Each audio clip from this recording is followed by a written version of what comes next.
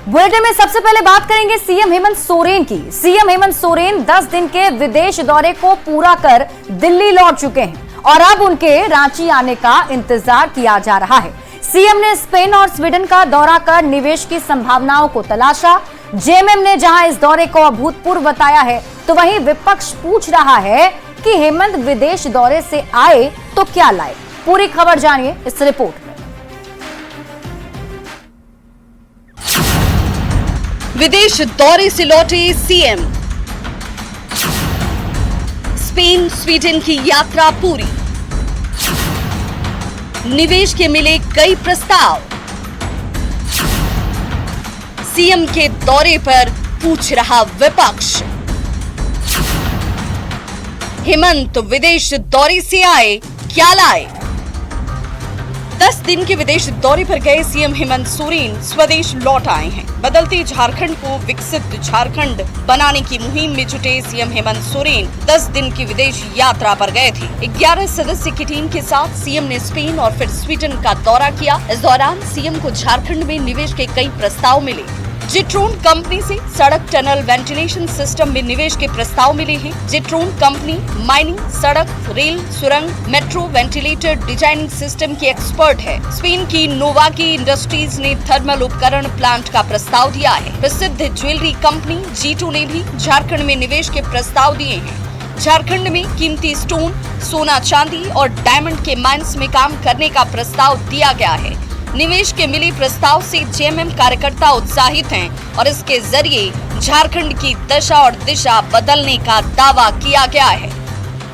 तोहफा, ऐसा तोहफा, एक दीर्घकालिक तोहफा जो आने वाले समय में झारखंड और झारखंडियों को महसूस होगा कि ये विदेश दौरा अभूतपूर्व था और कई एक ऐसे मामले विचार विमर्श हुए, बातें हुई, समझौता हुआ, जिससे कि आने वाले समय में विकास का मार्ग प्रशस्त होगा।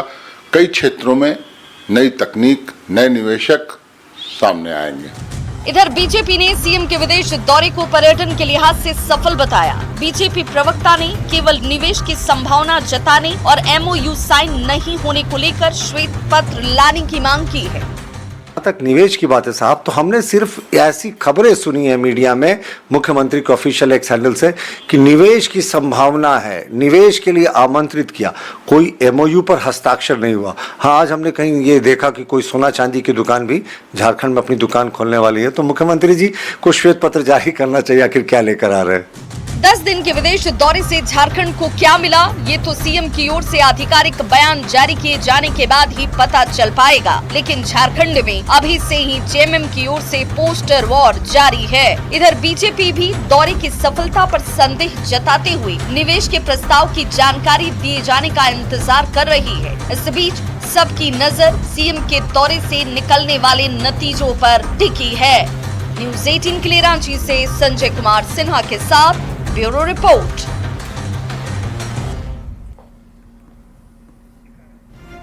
बढ़ेंगे आगे। जमशेदपुर में चांडिल के मटिया बांधी गांव में 3000 मुस्लिम बच्चों का फर्जी जन्म प्रमाण पत्र बना था। न्यूज़ 18 की इस खबर के बाद पूर्व सीएम चंपाई सोरेन ने झारखंड सरकार पर करारा वार किया है।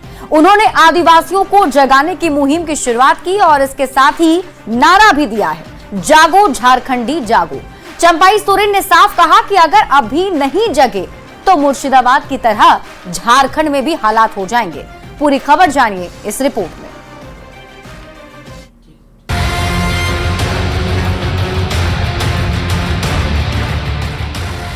न्यूज़ 18 जब भी कोई खबर दिखाता है तो उसका पूरा असर भी होता है।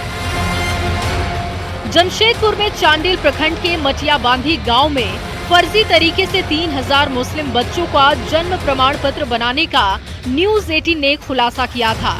इस खबर के सामने आने के बाद प्रशासन में हड़कंप मच गया।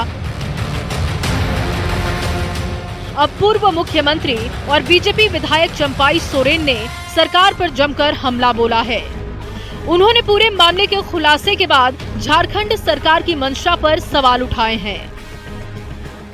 जिस गांव में एक भी समुदाय नहीं है, एक घर भी नहीं है, उस गांव में जो 3000 विद्यार्थी के जन्म प्रमाण पत्र अगर बन रहा है ये सबसे दुर्भाग्य की बात है। इसके लिए झारखंड अलग राज्य को नहीं किया गया था, यहाँ का आदिवासी का अस्तित्व को बचाने के लिए अलग राज्य बना था, लेकिन खुद आदिवासी के क्षेत्र में आदिवासी के अस्तित्व ही आज खतरा पहुंच गया। चंपाई सोरेन ने आदिवासियों के अस्तित्व खतरे में होने की ओर इशारा किया, साथ ही दावा किया कि पूरे झारखंड में धर्म परिवर्तन और बांग्लादेशी घुसपैठियों के खिलाफ उनका आंदोलन जारी रहेगा। चंपाई सोरेन ने झारखंड मुक्ति मोर्चा और कांग्रेस पर भी करारा वार किया। समाज को हम जगाएंगे, झारखंडियों को जगाएंगे, मूलवासी को जगाएंगे और सबसे बड़ा जन आंदोलन बना के हम इस झारखंड को बचाने का और आदिवासी अस्तित्व को बचाने का हमने जन आंदोलन को लेके आगे बढ़ेंगे। बांग्लादेशी घुसपैठियों के विरोध के साथ ही धर्मांतरण के बाद आदिवासी अस्मिता और आरक्षण की रक्षा में जुटे पूर्व सीएम चंपाई सोरेन ने उलगुलान कर दिया है। उनका साफ कहना है कि अगर अभी नहीं जगे तो ना ही सरना स्थल बचेंगे और ना ही आदिवासी की आस्था बचेगी। जागो झारखंडी जागो की मुहिम के साथ चंपाई सोरेन निकल पड़े हैं, लोगों को जगा रहे हैं और एक नई सुबह का एहसास दिला रहे हैं। न्यूज़ 18 के लिए जमशेदपुर से आशीष तिवारी की रिपोर्ट। और देखिए, पहलगाम में आतंकी हमले के बाद झारखंड में भी आतंकी गतिविधियों पर एटीएस की पैनी नजर है और यही वजह रही कि धनबाद में एटीएस ने 4 आतंकी संगठन से जुड़े 4 संदिग्धों को गिरफ्तार किया है। ऐसे में सवाल उठ रहे हैं कि क्या आतंकियों की क्या मंशा थी। धनबाद से पहली बार आतंकी के तौर पर महिला की भी गिरफ्तारी के बाद खुफिया एजेंसी चौकन्नी है और देश विरोधी गतिविधियों को हर माकूल जवाब देने की तैयारी में जुटी हुई है।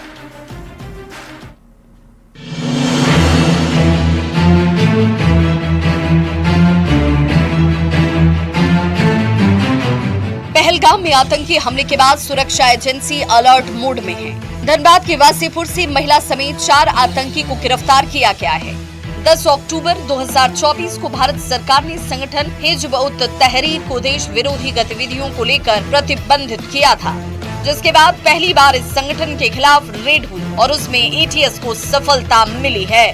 झारखंड एटीएस ने मामले में गुलफाम हसन, अयान जावेद, शहजाद आलम और शबनम परवीन को गिरफ्तार किया है। शबनम परवीन अयान जावेद की पत्नी है और इस संगठन की एक बड़ी प्लेयर भी। एटीएस की माने तो दोनों देश विरोधी गतिविधि से जुड़े हुए थे और उनके मंसूबे काफी खतरनाक भी थे। कुछ लिटरेचर्स मिले हैं, जो कुछ डिवाइसेस मिले हैं, उस पर कुछ रेडिकल तरीके के लिटरेचर थे, बहुत सारे रेडिकल डॉक्यूमेंट्स वगैरह थे। फिर उनसे पूछताछ की गई और उन्होंने अपने स्टेटमेंट में भी बताया है कि वो भी काफ़ी रेडिकल हैं और उनके जो पति हैं अयान जावेद, इन दोनों के आपस में सहमति थी और जो एक दूसरे का ये जो कार्य है या जो प्रोसेस है रेडिकलाइजेशन का, इसमें दोनों लोगों को एक दूसरे के बारे में पता था और जो उनके पास से सीजर हुआ है उसी के आधार पे उनकी गिरफ्तारी हुई है इस महिला की। छापेमारी के दौरान 2 सेमी ऑटोमेटिक पिस्टल और 12 कारतूस मिले हैं। जांच में ये बात सामने आई कि एटीएस रेड से एक दिन पहले ही 25 अप्रैल को ये हथियार इन तक पहुंचे थे। हथियार लाने का क्या मकसद था, इसकी जांच में सुरक्षा एजेंसी जुटी हुई है।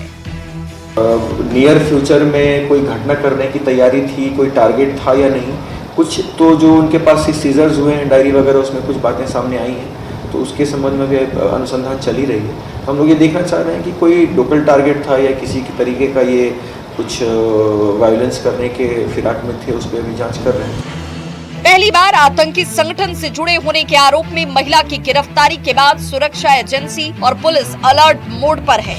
न्यायिक हिरासत में सभी आतंकियों से एटीएस रिमांड पर लेकर पूछताछ के जरिए उनके तार को खंगालने के साथ ही उनके नापाक मंसूबों को भी जानने की कोशिश करेगी। न्यूज़ 18 के लिए रांची से ओम प्रकाश की रिपोर्ट। और इसी बीच रुक कर लेते हैं बड़ी खबर की ओर। दिल्ली से आपको इस वक्त की बड़ी खबर बता दें, प्रधानमंत्री नरेंद्र मोदी से मिलने पहुंचे हैं गृह मंत्री अमित शाह। बड़ी खबर सामने आ रही है तो केंद्रीय गृह मंत्री अमित शाह मुलाकात करने के लिए पीएम मोदी से पहुंचे हैं। गृह मंत्री अमित शाह पीएम आवास पहुंचे हैं। आपको बता दें कि हाई लेवल बैठक के बाद पीएम से मुलाकात करने के लिए गृह मंत्री पहुंचे हुए हैं। बढ़ेंगे आगे और अब बात रिम्स के डायरेक्टर डॉक्टर राजकुमार ने हाईकोर्ट के आदेश के बाद डायरेक्टर का पदभार ग्रहण कर लिया है। रिम्स डायरेक्टर का पदभार ग्रहण करने के बाद डॉक्टर राजकुमार ने कहा कि स्वास्थ्य मंत्री भी बेहतर काम करना चाहते हैं और दोनों मिलकर रिम्स में बेहतर काम करेंगे। पदभार ग्रहण करने के बाद उन्होंने कई सख्त निर्देश भी दिए हैं।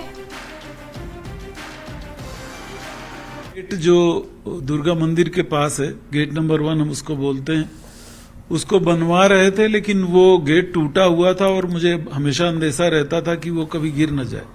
उनको कई बार कहा, लेकिन ये लोग उसको तोड़ नहीं रहे थे। आज हमने स्ट्रिक्ट इंस्ट्रक्शन दिए कि वो गेट तुरंत तोड़ दीजिए।